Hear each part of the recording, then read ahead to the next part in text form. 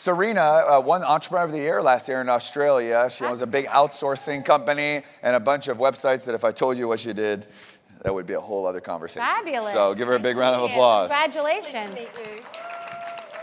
And thank you so much for sharing all your information with us. Yes, I've actually got a few of your products, but I had to just wear something just in honor of you. She has my Zero Fucks pin on. Zero Fucks. Talking about that, you know, I love all the stuff that I learnt about you in regards to your place of yes and Zero Fucks and get off my jocks and everything like that, but I didn't think it was appropriate to wear it. What I wanted to talk to you about was my business partner and I are launching a brand new skincare, and it's natural, but it's also based around a few of the things that are very important to you, which is hydration and quality, that I know that you think is very good, rather than pricing something based on the naming. Packaging, right. That's it.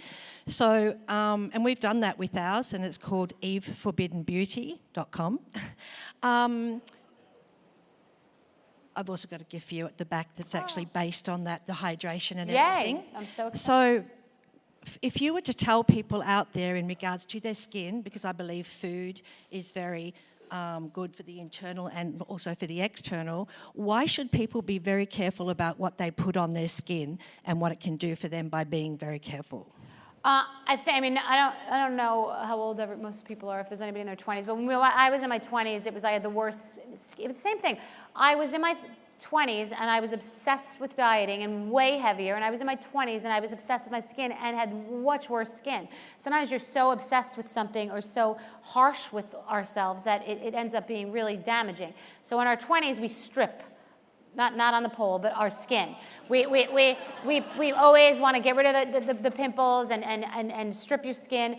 And when you get into your 30s, you start to realize, like, nourish and feed and hydrate. And even I'm the one on a plane, on a commercial plane, that will put that mask on that you buy, you know, that like face mask, not the cream, like the actual, you look like Hannibal Lecter.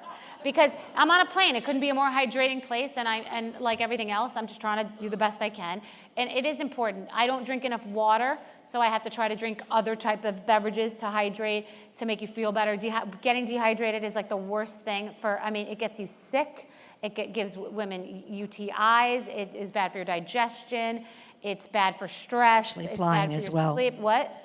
Flying, when you're flying. Flying, I travel for all of you. I mean, flying is like, is so bad for you, you know, germs in the air, etc. So I think feed your skin is entirely important, especially with food. Hydrating foods, high volume foods, water-based foods. You can't consume all of this information. And your skincare. And your skincare regimen, absolutely. Do not have a lot of perfumes, and less is more with perfumes and chemicals and things like that. Thank you so much for sharing that with us. A pleasure meeting you.